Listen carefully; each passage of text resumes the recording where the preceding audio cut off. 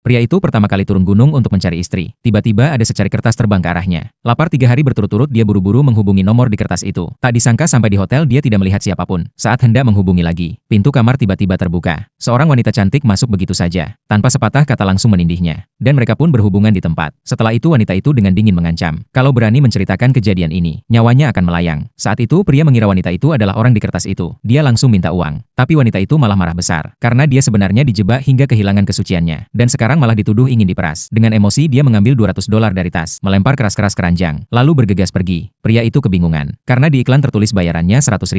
Tak lama kemudian wanita yang memasang iklan menelpon. Baru saat itu pria sadar dia salah orang. Saat dia mengikuti petunjuk gurunya dan sampai di rumah sang dermawan. Tak disangka putri sang dermawan ternyata adalah wanita semalam. Keduanya belum sempat menjelaskan. Seorang pria kaya langsung datang memaksa menikah. Mengatakan hari ini dia datang untuk melamar. Asal wanita itu menikah dengannya. Dia akan memberi kontrak senilai $1 miliar untuk keluarganya. Tapi wanita itu sama sekali tidak suka padanya. Langsung menarik pria itu di hadapan semua orang, mengatakan dialah suaminya. Si pria kaya langsung marah besar, mengancam kalau pria itu berani mendekati wanita itu, dia akan menghilang selamanya. Tapi pria itu sama sekali tidak gentar. Pemandangan ini membuat si kaya makin murka. Namun asistennya melihat ada yang aneh. Katanya pria itu hanyalah umpan untuk mempermalukan si kaya. Lalu dia dengan sengaja mengeluarkan Maotai edisi khusus, sebagai hadiah pertemuan. Berniat membongkar identitas pria itu. Tapi pria itu juga santai mengeluarkan satu kendi arak. Namun bungkusnya sangat sederhana. Semua orang tidak percaya kalau itu arak berharga. Tapi pria itu dengan yakin menyebutnya arak langka yang tak ternilai. Si kaya langsung mengusulkan taruhan. Dia pun menuangkan araknya. Meminta ayah wanita itu mencicipi di tempat. Begitu ayah wanita itu minum, si kaya yakin pria itu pasti kalah. Lalu dengan angkuh menyuruhnya berlutut minta maaf. Katanya mungkin bisa diberi ampun. Tapi pria itu tetap tenang. Malah menyuruh ayah wanita itu mencicipi araknya. Saat semua mengira dia pasti kalah, tiba-tiba mata ayah wanita itu berbinar. Langsung sadar itu adalah arak dewa yang langka ribuan tahun. Melihat itu si kaya langsung tidak senang. Mengatakan dia sudah menyiapkan kontrak hotel milik orang terkaya. Besok akan tanda tangan di sana. Asal wanita itu dan ayahnya datang memohon agar dia mau menikahinya. Setelah itu dia pergi dengan sombong. Wanita itu sadar kalau tanpa kontrak orang terkaya, perusahaan keluarganya pasti bangkrut. Saat dia bingung tak tahu harus apa, pria itu berkata dia cukup menelpon saja. Tapi mereka paham betul orang terkaya sulit didekati, jadi tidak terlalu menghiraukannya. Hari penandatanganan pun tiba. Si kaya sudah membeli semua pihak untuk memblokir keluarga wanita itu. Sementara di sisi lain, orang terkaya yang pernah diselamatkan pria itu, saat cek kesehatan di rumah sakit malah kaget. Penyakit mematikannya sudah sembuh. Demi berterima kasih,